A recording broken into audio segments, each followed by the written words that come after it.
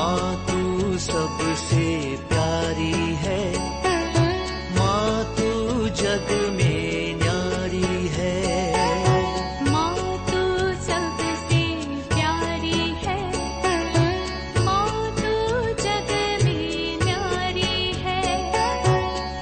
अपने आंचल में रखना, अपने आंचल में रखना। हमें वरदानों से भरना।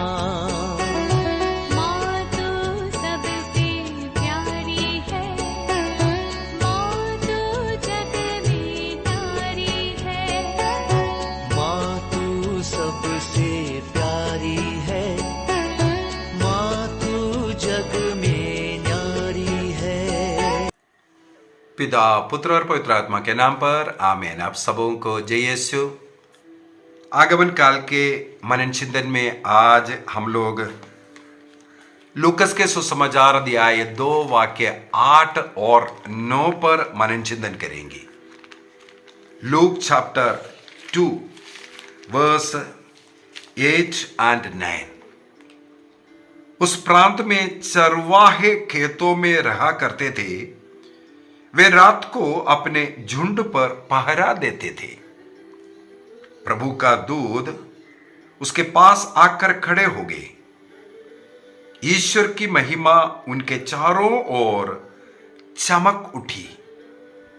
वे बहुत अधिक डर गए। वाक्य 10। स्वर्गदूत ने उससे कहा, डरिए नहीं, देखिए मैं आपको सभी लोगों के लिए बड़े आनंद का सुसमाचार सुनाता हूं। मैं आपको सभी लोगों के लिए बड़े आनंद का सुसमाचार सुनाता हूं। आज दाऊद के नगर में आपके मुक्तिदाता प्रभु यीशु मसीह का जन्म हुआ है। ये आप लोगों के लिए पहचान होगी। आप एक बालक को कपड़ों में लपेटा और चरनी में लिटाया हुआ पाएंगे। आज के मनन चिंतन में हम लोगों को यह देखना है, ईसा मसीह का जन्म बेथलेहम के गौशाले में हुआ। उसका संदेश स्वर्गदूत ने सबसे पहले गडरिया लोगों को, चरवाहा लोगों को दिया। कई बार एक सवाल आते हैं, ये चरवाहे लोगों को क्यों दिया? चरवाहे लोगों को क्यों चुना? उसका कई उत्तर हो सकता है। सबसे पहले उस जमाने का इस्राएल में इन चरवाहे लोगों का क्या स्थिति था, इसके ऊपर मनन चिंतन करना भी अच्छा है। उस जमाने में चरवाहे लोगों को अपवित्र लोग मानते थे। ईश्वर के लोग, चुने हुए जो लोग हैं इस्राएल लोगों के बीच में, उनके साथ जुड़कर उन लोगों को ईश्वर की आराधना स्तुति करने का अनुमति भी नहीं था। इसका विशेष कारण यह है, इन चरवाहे लोग अगर पास आएगा तो भेड़ों का एक गंध रहता है। इस गंध के कारण इन लोगों को अपवित्र मानते थे, अशुद्ध मानते थे। इसलिए शुद्ध लोगों के साथ, अच्छे लोगों के साथ इनको नहीं मिला सकता था। पहला कारण। दूसरा, ईश्वर सबों को प्यार करता है। हमें मालूम है, ईसा मसीह के जीवन को अगर देखेंगे, ईसा मसीह का जन्म ही देखो, कई राजमहल में या कोई ऐसा जगह पर नहीं, जो कोई भी इंसान नहीं चाहता ऐसे एक जगह पर। जानवर जहां जन्म देते हैं, जानवरों को जन्म देते हैं, उस जगह पर, उस गौशाले में माता मरियम ने यीशु को जन्म दिया और उन्हें कपड़ों में लपेट करके चरनी, जहां जानवर को भोजन देता है, अर्थात ईसा मसीह जानवर जैसे पापी लोगों का भोजन, स्वर्ग से उतरी हुई जीवंत रोटी, वो भोजन बन करके इस संसार में आया। जो लोग नहीं चाहते हैं इस प्रकार के अवस्था में जन्म लेने के लिए वे तैयार होते हैं। दूसरी बात देख सकते हैं ईसा मसीह के जन्म के बाद, बड़े होने के बाद उनका जो सेवा कार्य के समय पर भी देख लीजिए, वो पापियों के साथ उठना बैठना, पापियों के घर में जाकर के भोजन करना, वेश्याओं को प्यार कर रहा है, नाकेदारों को प्यार कर रहा है। इस प्रकार के नाकेदार, पापी, वेश्या, उनके घर में जाना, उनके साथ उठना बैठना, इस प्रकार कार्य करने वाले और समुदाय से निकालने वाले कई लोग हैं बीमार, कोढ़ का बीमारी, उनको समुदाय से, अपने घर से निकाला जाता है। ईसा मसीह कोढ़ियों को भी स्पर्श किया, चंगाई दिया। तो जो लोग समुदाय जिसे तुच्छ समझते हैं, उनको गले लगाते हुए, उन्हें महत्व देते हुए ईश्वर का यह संदेश दिया, संसार को दिया, ईश्वर सबों को एक समान प्यार करते हैं। तुम जिसको निंदा कर करके अलग किया, दूर किया, प्रभु उन्हें सबसे पहले अपने गले लगाते हैं। तो चरवाहों को, इन गडरिये लोगों को प्रभु का संदेश पहुंचाने का दूसरा कारण, ईश्वर उन्हें प्यार करते हैं इस संसार को बताने के लिए। अगला एक चिन्ह भी है, गडरिये लोगों को, चरवाहा लोगों को यह संदेश देना एक चिन्ह था। योहन का सुसमाचार अध्याय 10 के अंदर हम लोगों को पढ़ने के लिए मिलता है, ईसा मसीह स्वयं कहा, मैं ही सच्चा गडरिया हूं। उस सच्चा गडरिया का जन्म का संदेश गडरिये लोगों को देता हुआ। अभी ईसा मसीह का अगला एक और विशेषता है, वो स्वयं गडरिया है, वो स्वयं बलि अर्पित करने वाला पुरोहित है, वो स्वयं बलि वस्तु भी, अर्थात भेड़ भी वो ही है, गडरिया भी वो है। योहन बपतिस्ता ने कहा, योहन का सुसमाचार अध्याय 1 वाक्य 29 में, देखो ईश्वर का मेमना जो संसार का पाप हरते हैं। संसार का पाप हरने वाला मेमना का जन्म का संदेश मेमनों को पालने वाला उन गडरियों को देता। यह भी एक ऐसा चिन्ह था। अगला, यदि हम लोग कुरिन्थियों का पहला पत्र अध्याय 1 को पढ़ेंगे, 1 कुरिन्थियंस चैप्टर 1, वहां पर संत पौलुस लिखते हैं, ईश्वर किसको चुना है, ईश्वर किसको महत्व दिया है। वहां पर वाक्य 27 से पढ़ लेते हैं, 26 से। इस बात पर विचार कीजिए कि बुलाए जाते समय दुनिया की दृष्टि में आप लोगों में बहुत कम लोग ज्ञानी, शक्तिशाली अथवा कुलीन थे। वाक्य 27 में क्या लिखा है, ज्ञानियों को लज्जित करने के लिए ईश्वर ने उन लोगों को चुना है जो दुनिया के दृष्टि में मूर्ख है। शक्तिशालियों को लज्जित करने के लिए उसने उन लोगों को चुना है जो दुनिया की दृष्टि में दुर्बल है। गण्यमान्य लोगों का घमंड चूर करने के लिए उसने उन लोगों को चुना है जो दुनिया की दृष्टि में तुच्छ और नगण्य है, जिसे कोई भी मनुष्य ईश्वर के सामने गर्व ना करे। उस जमाने में विशेषकर ईसा मसीह के उस जन्म के समय पर हमें मालूम है, फरीसी, सदूकी, ज्ञानी लोग जो है अपने को अन्य लोगों से श्रेष्ठ मानते हैं, अन्य लोगों को पापी मानते हैं और अपने को अन्य लोगों के सामने श्रेष्ठ मानने के लिए अन्य लोगों के साथ उठना बैठना नहीं, अपने लेवल के लोग या अपने से बड़े लोगों का आदर सम्मान करना, भोज में निमंत्रण देना, उनके सामने पहला जो आसन में बैठना, इस प्रकार अपने महत्व को दिखाने वाले लोग थे। पुरोहित लोग हो, ये सब अपने स्थान मान सम्मान के कारण अहंकारी बन चुका था। इन लोगों को तुच्छ इन लोग जिन्हें तुच्छ समझते थे, उन्हें ईश्वर ने ऊपर उठाते हुए उनको लज्जित करवाया। लूकस का सुसमाचार अध्याय 1 फिर से मुझे याद आ रहा है। माता मरियम ने क्या गाए हैं? माता मरियम अपने भजन में वो गाती है,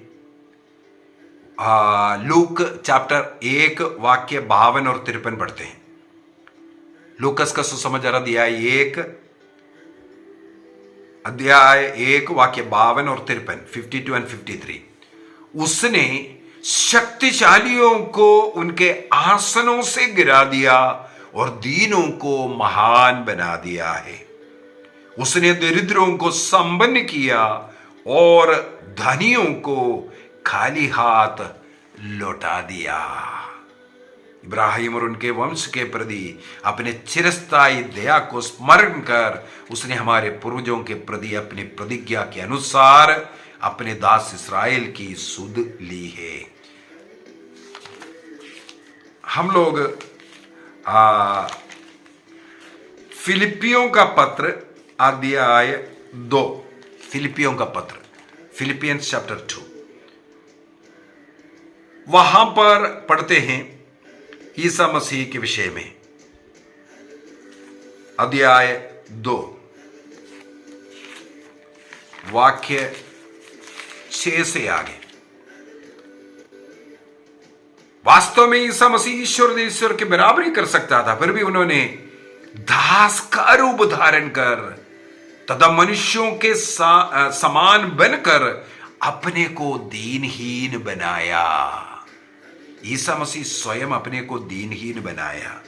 और आगे लिखा है, और उन्होंने मनुष्य का रूप धारण करने के बाद मरण तक, क्रूस मरण तक आज्ञाकारी बनकर अपने को और भी दीन बनाया। इसलिए ईश्वर ने उन्हें महान बनाया और उनको वह नाम प्रदान किया जो सब नामों में श्रेष्ठ है, जिससे ईसा का नाम सुनकर आकाश व पृथ्वी तथा अधोलोक के सब निवासी घुटना टेके। देखो, ईश्वर ने ईसा मसीह की उस विनम्रता देकर के उनके नाम को महान किया, और आज सब नाम, संसार में सबसे ज्यादा लोग जिसके सामने घुटना टेकता है वो नाम है ईसा नाम।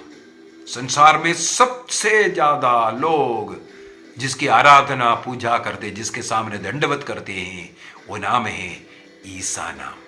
केवल एक ही कारण, वो अपने को दीनहीन बनाया। और आज हम लोग ईसा मसीह का जो जन्म का संदेश गडरिया लोगों को क्यों दिया, यही कारण है। अभी हम लोग वहां पर देखते हैं, गडरिया लोगों को जब संदेश दिया, उन्होंने क्या किया। वहां पर हम लोग देखते हैं, वे तुरंत उड़ करके, जैसे स्वर्गदूत ने उन्हें संदेश दिया, उसी समय पर, उसी क्षण में, लूकस का सुसमाचार अध्याय 2 वाक्य 15 में, जब स्वर्गदूत उससे विदा होकर स्वर्ग चले गए, तो चरवाहों ने एक दूसरे से कहा, चलो हम बेतलहम जाकर वह घटना देखें जिससे प्रभु ने हम पर प्रकट किया है। उनकी विनम्रता है। रात्रि, ठंड के मौसम, आराम कर रहा था। उन्होंने ये नहीं सोचा सुबह होने दो, ठंड थोड़ा मिटने दो, सुबह होने के बाद प्रकाश में चलेंगे। यहां पर लिखा है, उन्होंने तुरंत चला गया। इधर राजमहल के राजा को यह संदेश दिया होते या अन्य पढ़े लिखों को देते होते, एक तो वो सवाल करेगा, ये कैसे गौशाले में कैसे हो सकता है? मुक्तिदाता का जन्म तो राजमहल में होना चाहिए, सवाल करना था। ये लोगों ने आंख बंद कर करके विश्वास किया और उसको देखने के लिए निकल पड़ा। वाक्य 16 में लिखा है, वे शीघ्र ही चल पड़े और उन्होंने मरियम, यूसुफ तथा चरणी में लेटे हुए बालक को देखा। उसे देखने के बाद उन्होंने बताया कि इस बालक के विषय में उनसे क्या क्या कहा गया। सभी सुनने वाले चरवाहों की बातों पर चकित हो गए थे। जैसे चरवाहों ने कहा, वो सब घटित हुआ। ईश्वर का गुणगान करते हुए वे वहां से लौटते हैं और उस देश में उसको फैलाते हैं। यही है, विनम्र लोगों को, ईश्वर ने इसका मतलब गलत लोगों को नहीं, ईसा मसीह का जन्म का सुसमाचार सबसे पहले गडरिया लोगों को इसलिए दिया है।